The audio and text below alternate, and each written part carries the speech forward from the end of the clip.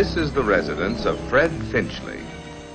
He's a family man who enjoys the peace and quiet of his little home.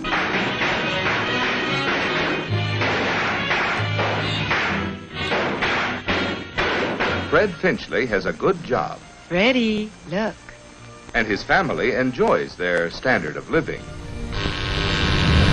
You can turn back now, or learn the stuff they don't want you to know.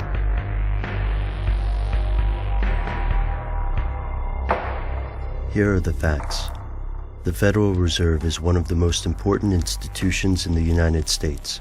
Through the management of currency and interest rates, the Fed attempts to keep banks secure. Since 1913, the Federal Reserve has conducted business constitutionally assigned to Congress. That's a lot of responsibility. Why does the Fed have it? In 1910, a group of international bankers left New Jersey with Senator Nelson Aldrich in a train headed for Jekyll Island. This was a gutsy move on Aldrich's part. After the Panic of 1907, associating with Wall Street was political suicide. They called it a hunting trip, but the real purpose of the meeting was the formation of laws to govern U.S. currency. This was a tricky proposition. Article 1, Section 8 of the Constitution states that Congress should coin U.S. money.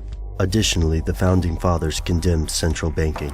At Jekyll, the bankers and Aldrich created the core of the Federal Reserve Act. In one fell swoop, this act created the Fed and put it under the President's approval rather than that of Congress. In 1913, the Federal Reserve was born despite opposition and controversy. Critics say that allowing bankers to write financial laws is a conflict of interest. On the other hand, who knows more about banks than bankers? Today, the Fed calls itself a decentralized banking system. It's composed of 12 banks, each serving a different part of the U.S. These 12 are composed of other member banks. The Fed is unique in the legal world. It isn't owned by the U.S., and its leaders aren't elected by U.S. citizens. Officially, the Fed is owned by these member banks, but what does that mean exactly? Here's where it gets crazy.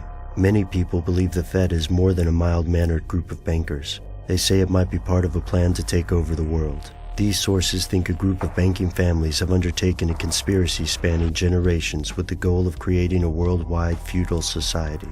This is not a surprising accusation. After all, international bankers are one of the conspiracy world's favorite boogeymen. The Rockefellers and Rothschilds have been accused of thousands of conspiracies, from stealing UFOs to heading satanic cults. When conspiracy theorists talk about the bankers as a group, they usually refer to them as members of the Illuminati.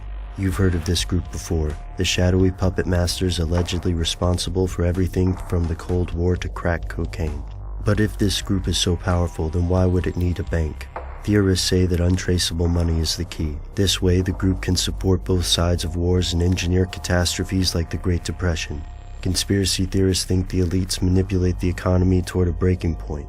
Once the system breaks, the group will supposedly create a one-world government. They're allegedly banking on the idea that distressed people throughout the world will welcome any kind of authority. If the Fed is aware of its negative image, it hasn't done much to correct it.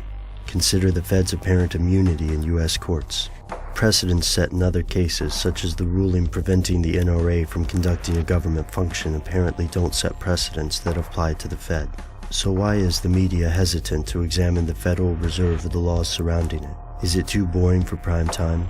Or is something else going on behind the closed doors of America's moneymakers? Something that they don't want you to know. There are many promising investment routes to travel. Many companies whose stocks are listed on the New York Stock Exchange have helped to build our rising standard of living by constantly creating new jobs, services, and products.